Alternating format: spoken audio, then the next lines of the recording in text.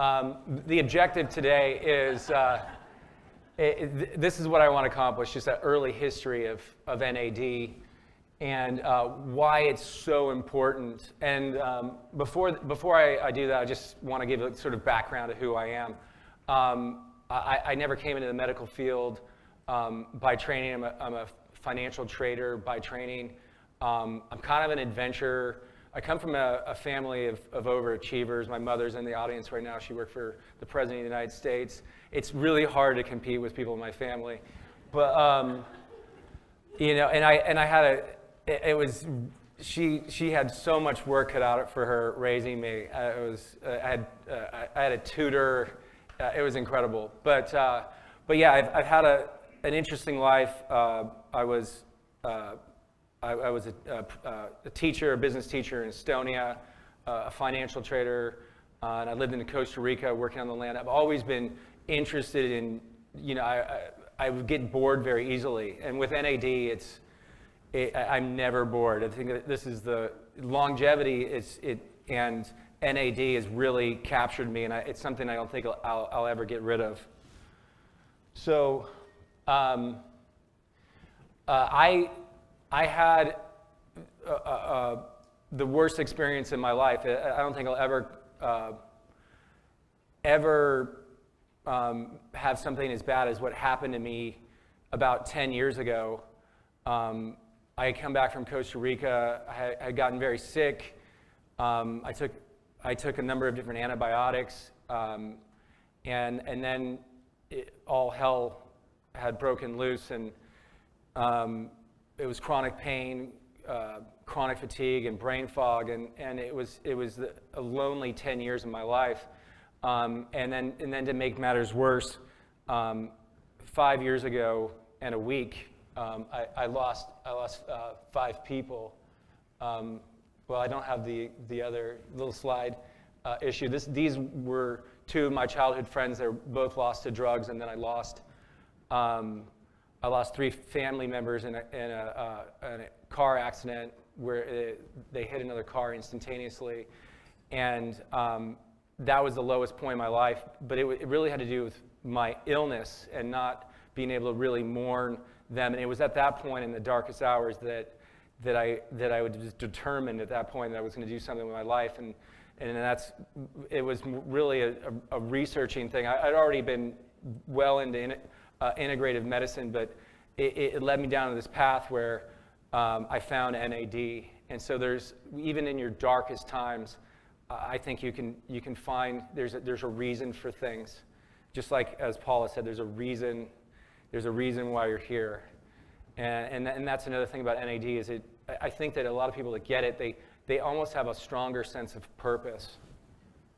So it was, you know, meeting Anne, and she got to see the miracle, and she saw me at day 7, and she's like, she said, "It looks like you're recovering," and I that's what happens quite often is you don't know that you're recovering until someone can see the change in your eyes. But after 7 days, 50% of my pains were gone. I went from having 3 hours of work a day to being able to go back to being my regular self of being a workaholic. It's just literally like the limitless pill or something. But that was, you know, 6 months before David Sinclair's story, Journal and Cell that was published. So I knew we were on to something. I'm going to have to speed things up just a little bit here. I might have to skip a few slides. But I had done some testing on myself for longevity, and I thought maybe we're on to something with telomeres and DNA breaks. But I mean, you're going to meet other scientists today that can better explain the science of NAD than I can.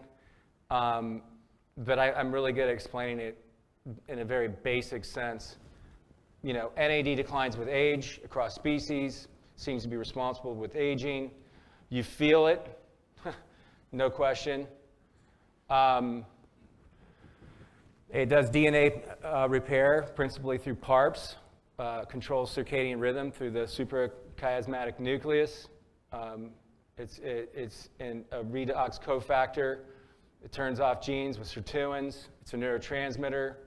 It's involved with inflammation, and it's used in the mitochondria to produce ATP. So the history of NAD begins with pellagra. There were 3 million cases of pellagra in the last century. At least 100,000 lives were lost. Here's a young girl with pellagra. There's a homeless male with pellagra. Here's a pellagra hospital. So there were whole hospitals that were dedicated to this. It was in the South. Here we have a person. Notice the furrowed brow, the death stare.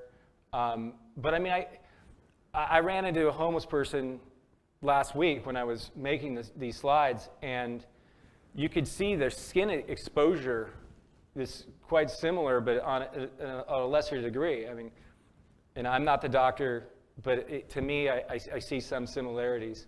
So again, the 4 Ds of pellagra: dermatitis, diarrhea, dementia, and death.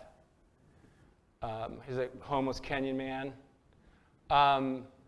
So thick, scaly skin, digestive system problems, neurological issues.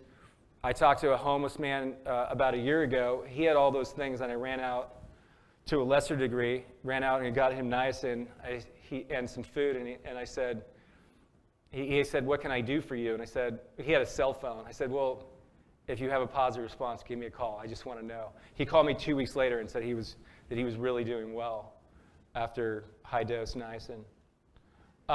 So the person responsible for eradicating pellagra was Dr. Joseph Goldberger, nominated for 5 Nobel Prizes. He was very bright. He had a hard time trying to push this into the mainstream. He had an inclination. He wanted to. He had to strengthen the relationship between diet and disease, and that relationship wasn't strong at the turn of the century, as doctors were really focused on looking at infectious diseases as the root cause of disease, looking at germs as the root cause of disease. So he said, his research said that it was diet, and essentially he came into a major conflict. It wasn't until he was able to link. He first, one of the things he did was he went into a prison. They did farming in the prison, and he took them off. He took 12 of those people, took them off of their really natural diet, and put them on a Southern poverty diet at the time, post-Reconstruction, which was a corn-based diet, cornbread, molasses, that sort of thing. And within 6 months, they started exhibiting signs of pellagra. But he ran into so much trouble, but it wasn't until after World War I that he was able to, he predicted after the cotton crash after World War I, he predicted an epidemic of pellagra, and he got a bunch of grief for it, but it ended up playing out, and then that was the beginning of this acceptance of food being in relationship to disease. And so the diet was meat, milk, eggs, peas, and legumes, which have nicotinic acid, niacin, and high protein. And of course tryptophan is in a high protein diet. But I mean, again, he wasn't able to explain what exactly was going on. I mean, Dr. Grant's speaking here, and he was a part of, being able to show the chironic pathway where tryptophan becomes NAD. So there's sort of a link between these two great people. So again, the furrowed brow, it's just you can see the wear and tear on this person. It's much like some of the drug addicts that we deal with today, like methamphetamine.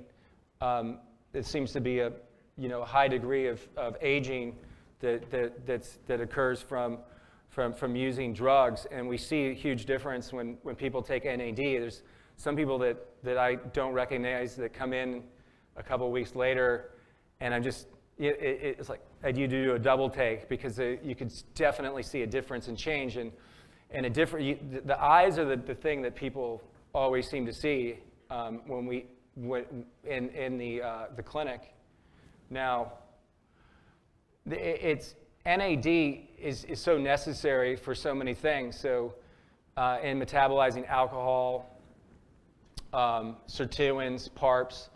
So methamphetamine doing as much DNA damage, it's necessary that NAD uses PARPs, and tryptophan is necessary for melatonin and serotonin too. So that's everyone's trying, all these different metabolic pathways are using NAD and competing for it.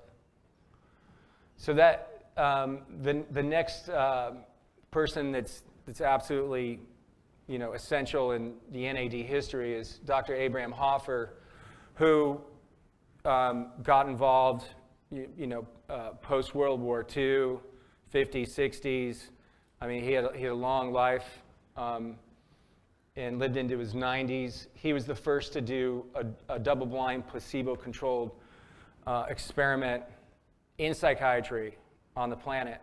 And he did it with the use of vitamin B3 for schizophrenia. And he was able to prove that he had trouble replicating his data, but he was able to cure schizophrenia.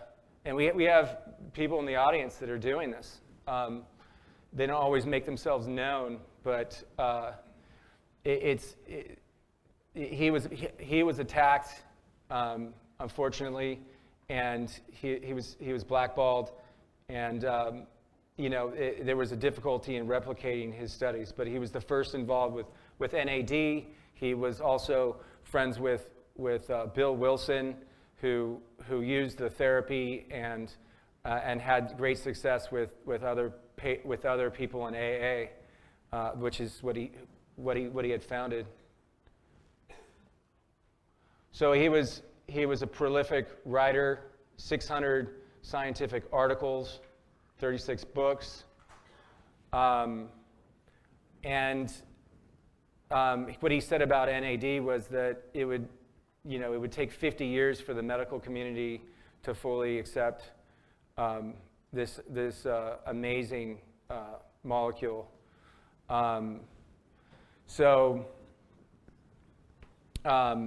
It seems like there's that our community is going to have some of the same challenges moving forward of being accepted and making the case. But I think the time is now. With that being said, I'd like to go over some preliminary data that we did. This is just so we pulled some data for some of our patients over the last 9 months using questionnaires of before, during, and after treatment, day 1, in the middle of treatment, and then at the end at the end of treatment. And we studied overall feeling, sleep, appetite, mental clarity, focus on task, energy levels, the ability to handle stress, depression, anxiety, joy, motivation, libido. I'm moving really fast. I will talk a little bit more offline, but I do have to move through these slides. And what we saw is what we normally see in the clinic. And so, yet this is not IRB. Here's the questionnaire that we use on a 10-point scale. This is some of the work that we'll be doing moving forward. So we have a pretty young nonprofit research company. So here's some of the scores. You can see that the starting days in red, the ending days in blue, and you can see these scores are going up. They seem to be going up for mental clarity, focus on tasks, and you see the joy levels very high.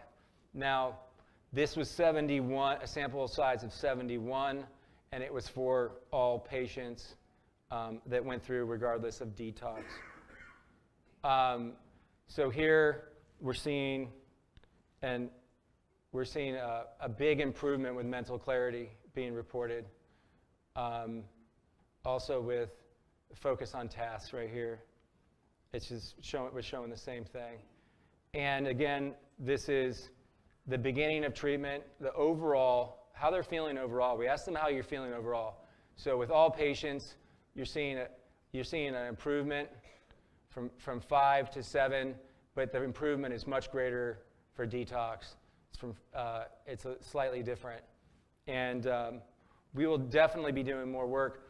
NAD is just a component of this, and spending as much time as I had with Paula, and Jean and everybody at Springfield. They say it's the love that you give and the support and things that Dr. Milgram would go and pick up an addict in the alley in the middle of the night, or I went and brought a croissant and a Starbucks to someone who wouldn't get out of bed at a hotel for him to continue his treatment. Addiction is so hard that you have to add all the other different components, and that's reflected in there, and we're still working on all of this. So, the objective today was to tell you just how important NAD is. What's happening right now in the world? What's happening right now? What's happening right now with life expectancy, with the opiate epidemic? We're seeing that life expectancies drop 2 years in a row. It hasn't happened for decades, since the 70s, and then again during World War II. It's because of obesity, Alzheimer's, but the principal component is drug overdose. It's contributing to this. And then we have all these other diseases that we just can't seem to get a handle on. Alzheimer's, heart disease, cancer. And this is the problem. If when you look at the data, okay, so 63,000 people died in 2016 for drug overdose. And these numbers don't look good. These are accelerating. So this is what we're dealing with. This is if the no changes are made, we should see a further decline in life expectancy. We should see further drug overdoses. This is the probable future if no changes occur. So, and then, we just lost Tom Petty to drug overdose, so we should add him up here. This is just prescription drugs. So the life expectancy should continue to fall. There won't be any progress to some of these modern diseases. We'll see a further increase in healthcare costs. I mean, Alzheimer's is in the hundreds of billions per year to manage, 800 billion for all neurological disorders. So what's the possible future? I think the possible future is here in this room. When you look at life expectancy, that's the course of humanity. And I think we in this room can change the course of humanity. And that's what I think we're going to do, because I think we're all going to make contributions to our community to change the course. It's funny when you think about all the things were said in the last conference in Natchez, about getting more research, about getting a lab, about, there were only just 4 NAD infusion places. I'm hearing talk about a movie. I keep hearing about it, and I'm getting excited. There's a Academy Award winner, winning producer at Chromadex who wants to make a movie. I'm seeing that Chromadex and Archway are going to make great advances to make NAD mainstream. I see Medier's Research Institute in the future as an important part of the process to make alcohol and opiates as a standard of care with NAD. There's someone here from the Society for the Rescue of Our Elders that's pushing forward longevity interventions that are radical, that will push life extension forward and change the paradigm to preventative medicine from reactive medicine. I see that we're very ambitious with CRAB. I see ourselves massively researching longevity, addiction, and brain health. And I just feel like this is where these changes are going to occur, and I feel that we're going to change the course of humanity. So, this is a video I sent to Rob. I text one of the executives over at Chromadex who wants to make the movie, the movie producer, and he got really excited. So I'm looking forward to working with Rob. So I came up with my own trailer for NAD.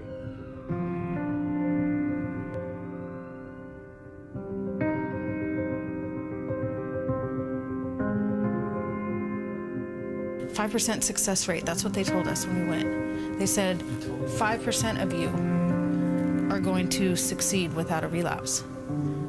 And 5 people are dead. Music bed.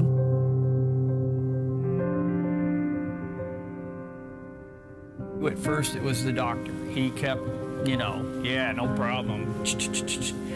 I was taking 60 Norco a day before I came here.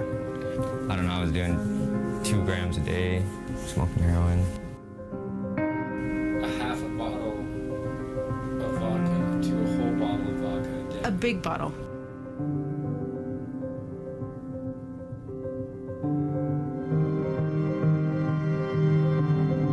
The doctor said, "Well, I'll help you out, Rick, and I'll get you on methadone."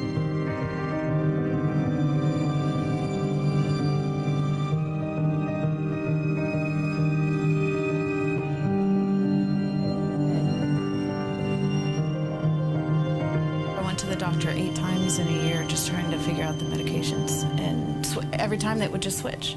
They would just switch it. Picked up Suboxone, I've tried methadone, I've tried cold turkey. The longest I was able to stay clean was probably 3 weeks or so.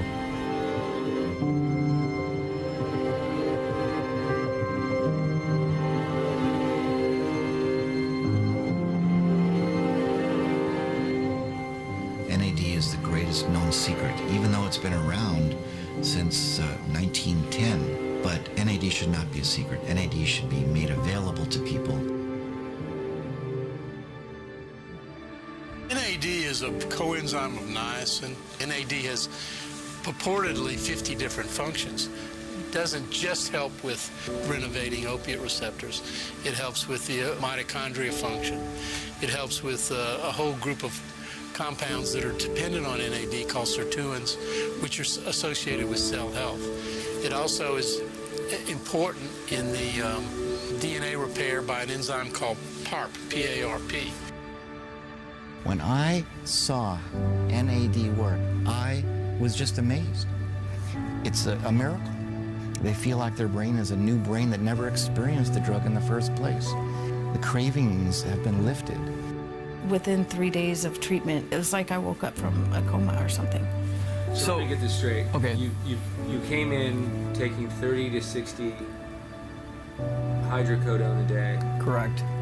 and you went off cold turkey, Correct. and you've had no withdrawal. None. So far, I'm already at 32 days, and I don't even feel like I'm going to relapse at all. There's just no cravings or nothing, so. You get treated with NAD and you don't need alcohol anymore.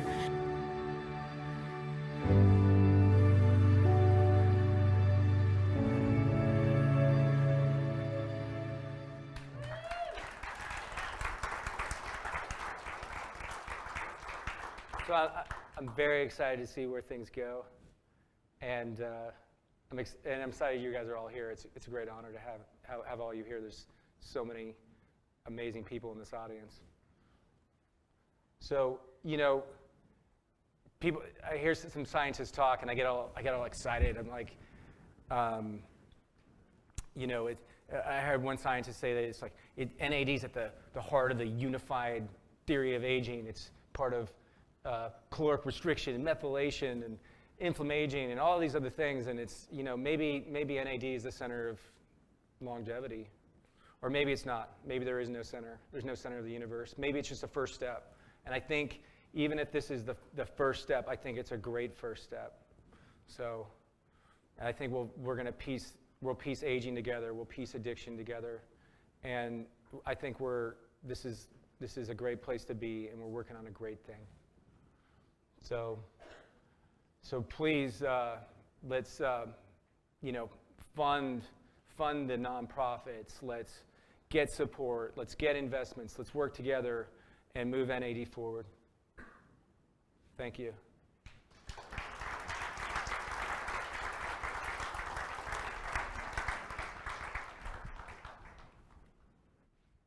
Oh, you want me to introduce? Okay.